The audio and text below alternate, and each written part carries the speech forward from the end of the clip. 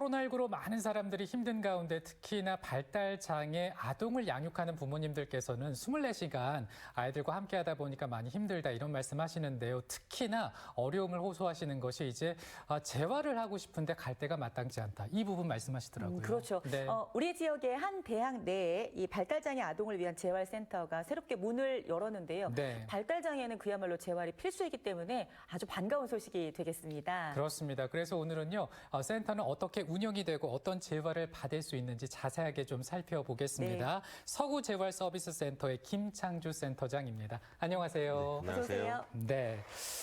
먼저 발달장애가 어떤 상태인지 좀 살펴보겠습니다. 신체 발달 지연, 언어나 인지 발달 장애까지 발달장애도 여러 가지 형태가 있더라고요.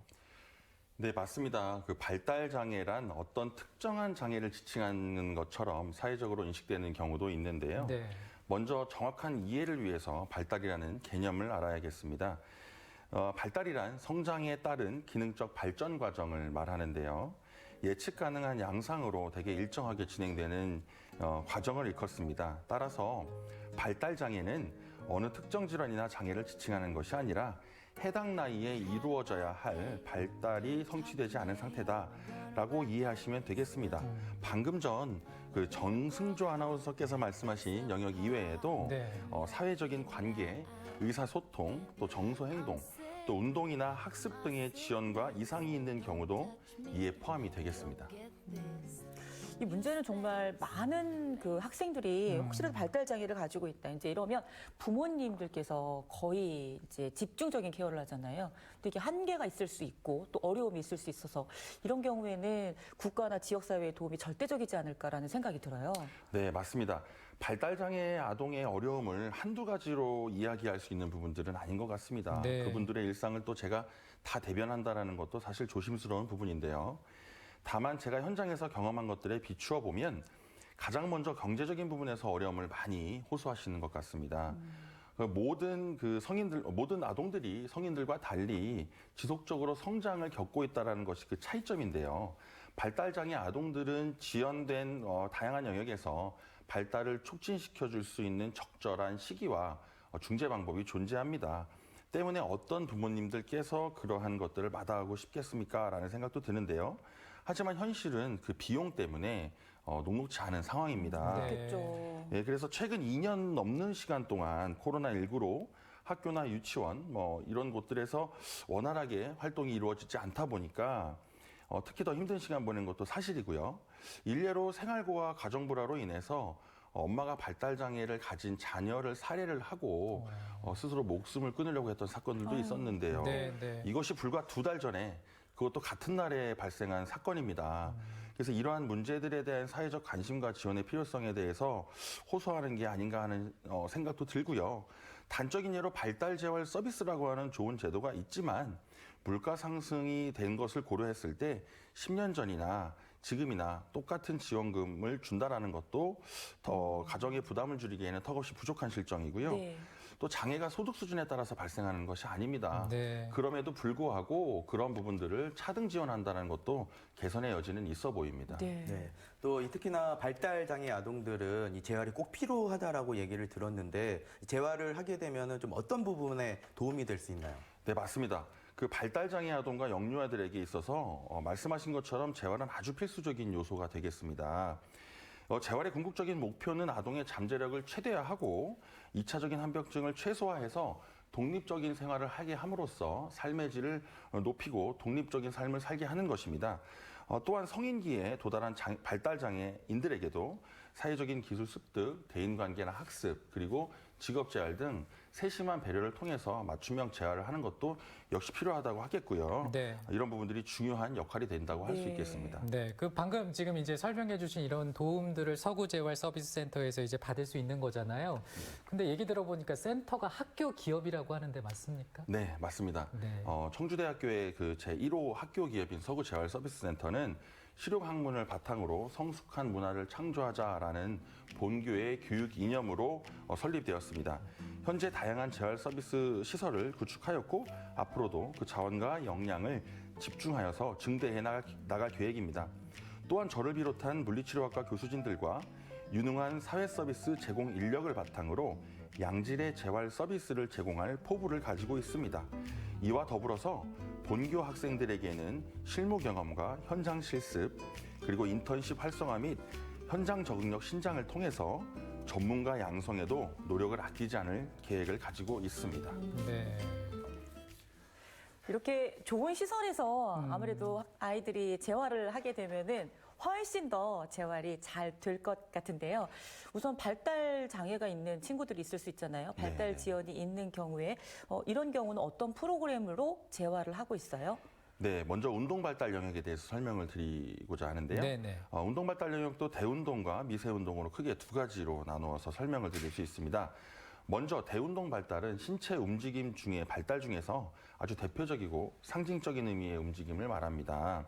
예를 들면 목 가누기라든지 또 누운 상태에서 엎드리기, 보통은 뒤집기라고 또 얘기들 하시죠. 네. 구르기, 배밀이, 내발기기, 앉기, 서기 등이 여기에 속하는데요. 한 살 이전에 하는 것들 아닌가요? 그렇죠. 그래서 이러한 움직임들이 성인까지 이루어지는 과정들로 도달되기 때문에 아주 중요한 움직임이라고 할 수 있고요. 이런 것들을 위한 프로그램들을 위해서 운동재활, 감각통합 훈련 등의 프로그램들이 이루어지게 되고요.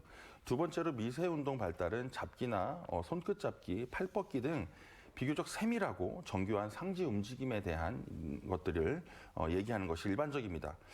그렇기 때문에 아동이 어떤 문제로 인해서 이러한 어려움을 겪는지 평가를 통해서 그 이유를 찾고 아동과 보호자와의 내밀한 상담과 토의를 통해서 재활의 목표와 중재를 가져가도록 하고 있습니다. 이를 위해서 시지각 재활, 인지 재활, 감각통합 재활 등이 이루어지고 네. 있습니다. 네. 그리고 요즘에는 좀 말이 늦는 아이들이 참 많다라고 하는데 이렇게 언어 지연이 발생하는 경우에는 좀 어떤 재활이 필요한가요? 네, 맞습니다.